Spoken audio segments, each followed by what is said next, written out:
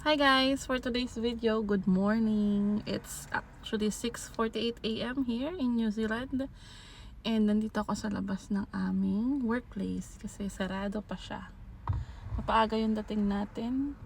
Actually, alas 7 pa kasi yung pasok namin. Sarado pa. Wala pa yung manager. Ay, nandiyan na pala yung manager. Oh. Antay na lang kami. So ayun, hindi ko nasasabihin kung saan ako nag-work kasi baka bawal. Basta ayun, isa-isa na sila ng dadatingan. May Kiwi, may Pinoy, may Maori, may puti.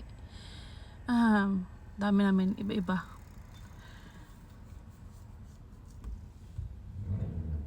Tapos, ano pa ba? So far, ganun lang naman eh.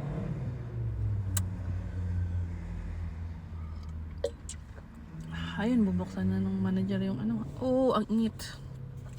So, hindi ako nakapag-prepare ng breakfast. So, nagtsatsaa lang tayo. Detox tea.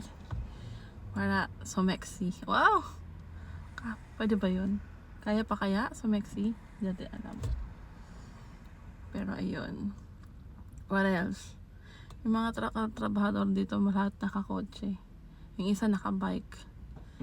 Kasi importante talaga na may kotse ka dito. Kasi kung magko-commute ka, pwede naman. Kaya lang advance ka dapat ng 1 oras sa actual na pasok mo. Kasi maglalakad ka pa, pupunta ka pa ng terminal ng bus. Tapos yung bus, parang every 30 minutes yung dating. So, kunyari, na-late ka ng gising, na-late ka pumunta ng terminal, naiwan ka na ng bus. So, another 30 minutes ka na naman. Kahit 1 minute lang na maiwan ka, mag-aantay ka ulit. So, parang 1 hour na ulit yun. So, kailangan marunong ka mag-manage ng time kung wala kang kotse. But, definitely, kung gusto mong medyo convenient, edi, mag-kotse ka. Yun lang. Bye-bye.